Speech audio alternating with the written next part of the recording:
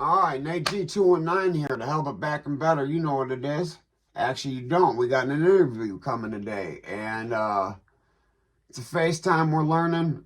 It's a rough curve to learn, especially coming from me and this guy right here, my friend Corey Allwood. Or Corey, introduce yourself, sir. All right. So my name is Corey Allwood. They called me Pony Boy in prison. I did 20 years in prison in Indiana, 12 years in Supermax and solitary. I was also in SEG behind the walls. I got out. 30 days later, I got admitted to Indiana University, lived on campus, went to IU, started working with the courts, got my record expunged, and ended up as an officer at a sheriff's department and got hired at a police department. And so this video is about not only making a difference and making a change, and you can do it, and don't let the state stand on your neck or anybody tell you it can't be done. But this is not about me. This is about our brothers who are still prisoner of war. Me and Nate were prisoner of war. We still got guys being held captive behind that wall as prisoners of war who need to get out, and that's what this story is about. Absolutely. So today's story isn't going to be about our friend Corey, because Corey gave you a brush up. We're going to get more into Corey's story, but we got a friend that needs much more help than Corey and I do right now, and all Corey and I can do is introduce the story. So I've never personally met the man, but that's Corey's brother. So Corey, go ahead and give him the spiel. All right, so my guy, Randall Richards, who he's going to put a link and a way to get a hold of him. They call him Ranman, R-A-N-M-A-N, Ranman. When he was 18 years old, he robbed a pawn shop because some older guys talked him into it. When he went into the pawn shop, he saw that there were kids in there, so he tried to back out and leave because he's not going to do that in front of kids. And the owner of the store pulled a gun and shot Ranman. So Ranman's gun was in his hand. It went off when he got shot, ricocheted off something, and hit the guy and killed him. Ranman got like 80 years, something like that. I did 20 years behind the walls with him. He's been there 34 years. Nate G's buddy, Ronald Sanford, just gave 100 years back to the state of Indiana, which means they knocked 100 years off of his sentence. If Ranman could get the last 10 years of his sentence knocked off, because he had 3 different charges that they ran back to back to back, if he could get the last one, he'd be out this year. He's already done 34 years. He went to 18, he's 52 years old. He's old, he's tired. I read it just before we started. The original sentence was 60 years for the murder, and then there was that 10-year sentence. Yeah, murder, robbery, confinement. Right, and the confinement... Yeah, and the confinement happened at a different date, didn't it? No, it's all a continuing act. It was all from the pawn shop. Okay. So no new charges in prison, you know. Well, he had a stabbing in prison, but no state charges is what I meant. Right. So, and yeah, he did a stabbing in prison. We have to survive in prison, guys. It's a war zone. The second our cell doors open, it is a war zone. Your life can get taken at the drop of a dime, and no ifs, ands, and buts about it. It's a wrap. You're getting life lighted out of there. Seen it a few times. He's seen it probably hundreds of times. So, and now they got Ranman. They moved him. Me and Ranman and guys like us are made for behind the wall. You know, behind the wall is what y'all know as maximum security. That's behind the 40-foot gray walls with the gun towers. It's a whole different rules in there. It's a whole different game in there. It's a whole different life in there.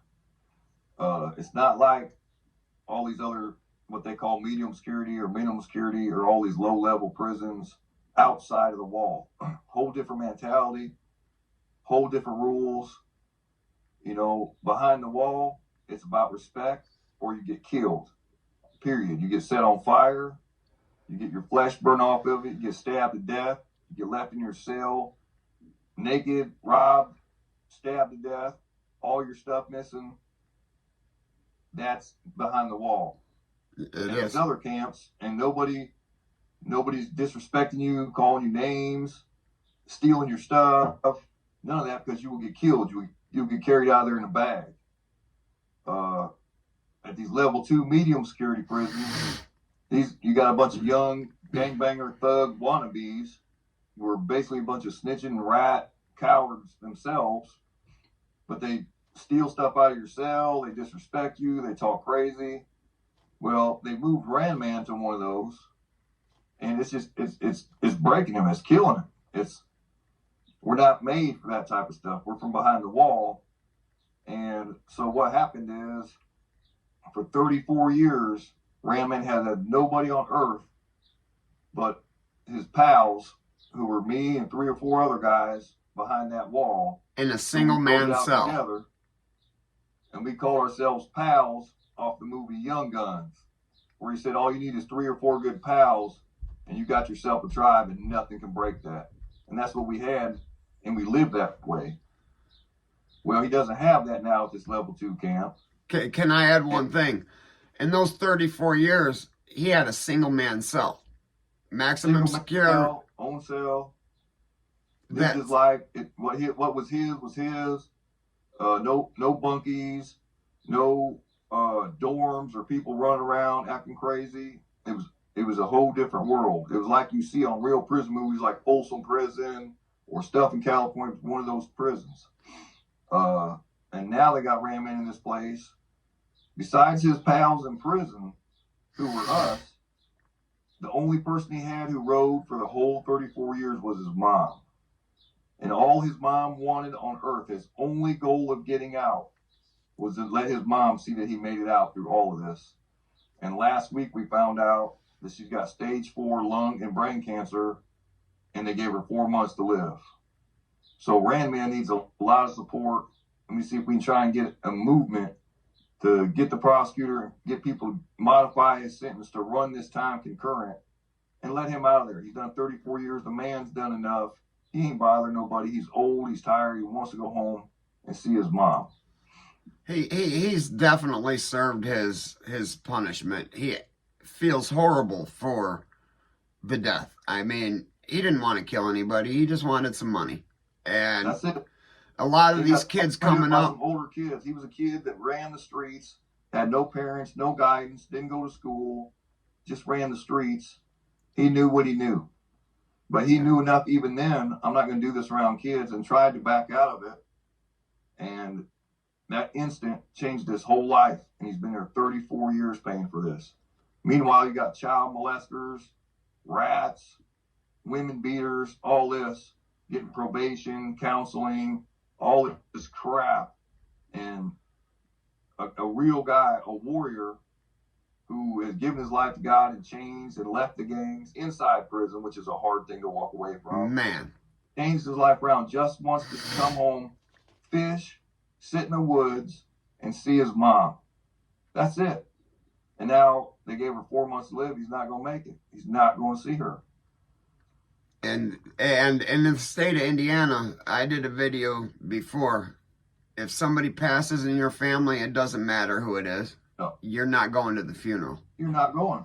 You're not going. There's no money, nothing. I've heard stories of people paying. It doesn't matter if you were getting released the day after the funeral. They're not going to do it. No, it's not. So that alone just, it's a tragic, because I hear a lot of people talk about when they're in prison, they got to go to the funeral or whatever in prison, and that's just not allowed in Indiana. And another thing, like the behind the walls, Michigan City alone, Indiana State Prison, the violence level and the respect level are the highest things that there's no fist fighting.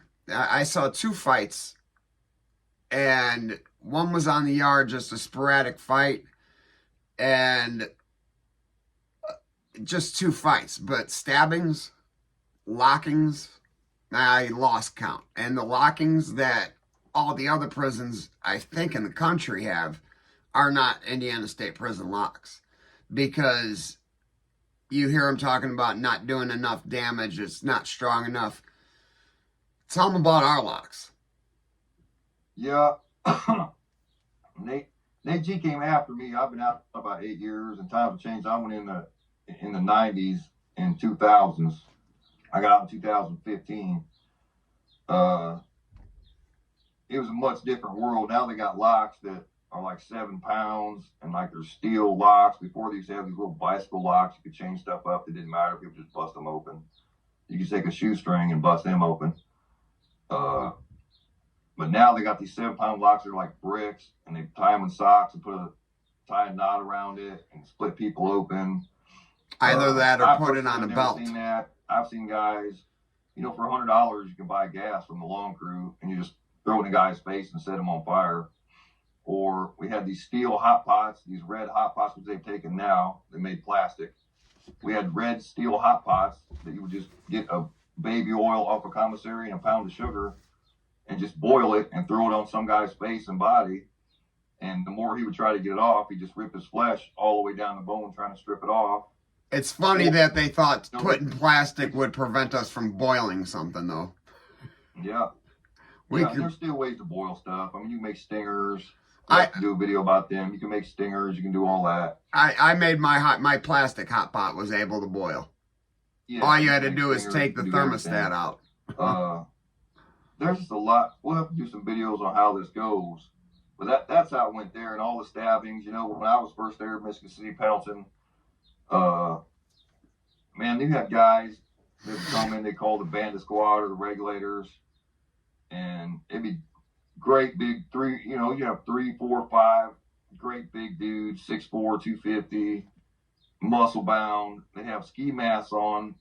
They take their sock hat and cut eyelets out with razor blades and tape the around their neck so it looked like a ski mask. They have magazines wrapped around them, and back then for $100 you could pay the yard crew to steal a lawnmower blade and cut it in half and shave it down into 2 swords.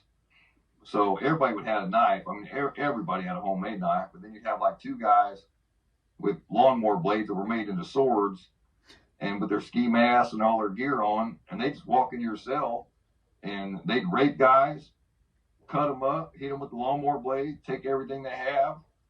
And if they said anything or act like they want to fight back, they just throw gas on them and set them on fire and leave. That's how it went behind the wall. And what was your first year behind the wall? What's that? What was your first year behind the wall? 95. Okay. So you got there, they were serving 3 meals. Prior, just 93 and 90, or 92 and 93 was when they served 3 meals a day. Along the following year was their first hot meal. Well, they kept changing stuff up. Depends on what unit you were on and what you were on for a long time. Like if you was on AS or segregation units, they would give you the stuff called Nutriloaf, and you get 1 a day. It was like all your meal crammed into a loaf of the most like dog shit. It was the most disgusting, foul thing. You couldn't even stand to smell it, and threw it out of your cell, and you get 1 a day. That was it. It was called Nutriloaf.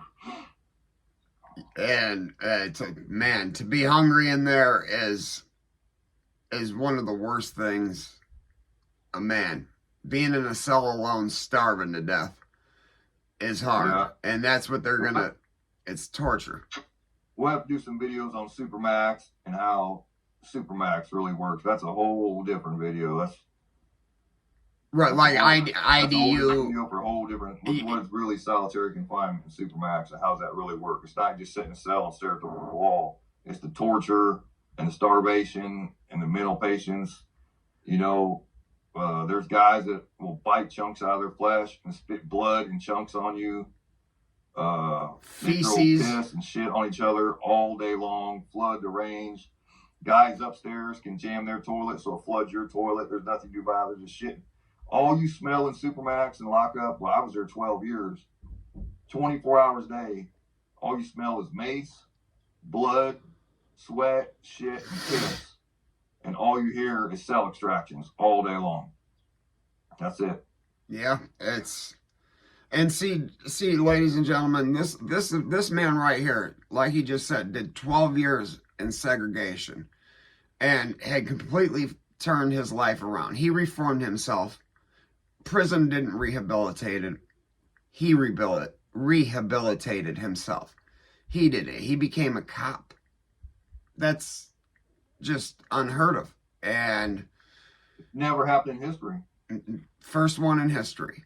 And, you know, it can be done. So, obviously, we're not here just for some clout. We want to save some lives. We want to change the path of kids going down the same road we did, ending up making that one split second wrong decision, and maybe get them to stop following the older crowds, whatever we can possibly do. And know you can make it. Don't let anyone tell you it can't be done. It can be done. It can be. It definitely can be. And it's not easy. It's not easy. And, you know, this man today, he became a cop because he got his record expunged. So. And I heard 1,000 no's for every yes. You can believe that. I'm certain. I'm certain of that. And, you know, all no is just a motivator. Yep. It always is, especially when you have nothing but time. Yep. Another thing. What the hell was I just gonna say? Goddamn ADD. We want to save some lives, man. So I'm gonna tag the link to Randall's, Ranman's D.O.C. number if you guys want to write him. Put him on your GTL link. I'm going to put all that in the description. And that would, especially now, he needs all the support he can get. As much as he can get. I just added him to my GTL this morning. So, you know, just to be able to get a letter from somebody and hear some kind words is the most heartwarming thing you can get as man in that situation. And the camp he's in, okay, he came from behind the wall. That means he's a warrior. He's at gladiator school now, but he's a warrior. So there's about a man who sacrificed everything, never backed down, never ran, never ratted, stood up like a man. You know, we were in Supermax together. We've been behind the wall together. We've done it all. You know, even in Supermax, they don't feed you. They play with your food. They starve you out. You know, and once a year, you know, you get your Thanksgiving dinner. You know, and Ranman was there with me. And I was on strip cell, which means I'm asshole naked in my cell with nothing in there. Not even toilet paper, nothing. Just me and concrete. And I've been there 7 days. And of course, the holiday meal, I don't get that. I get a sack lunch with rotten bologna and a hot milk. That's all I get. So they try to tell him, man, it's Thanksgiving, feed this dude. He's on strip cell over a week. And they wouldn't do it. You know, so you get this meal once a year, you get to actually eat. And Ranman opened his cuff port and threw his tray against the wall with all his Thanksgiving meal on it and said, if he don't eat, I don't eat. We'll be hungry together. That's what you're working with. Right. And now where is he? What's he dealing with? Yeah, now he's dealing with a bunch of idiot, disrespectful, little kid, gangbanging, thieving cowards who would never dare in their life even look at him sideways behind that wall. They're not poking people either. All this stuff. They're not stabbing people up there. They might hit you with their little mini padlocks, but... Man, I wish they would. Listen, that's a whole different... It's going to tickle him. I mean, but now he's got a bunkmate, and it's like almost the state and institutions are trying to push him into serving the rest of his life in prison. Yeah. I mean, they need support, man. If we can link him up and get people to support him, send him some letters of support, say they're thinking about him, tell him you watch this video, and we support him. That's all that's needed, guys. But Corey, I think this was a great interview. This is my first, well, this was my third, but this is the first one that I believe is going to actually work. So, Good deal. you know, guys, never forget life's choices. Never forget them. And we're going to close this video out. You know, if they ain't hating it, you ain't making it.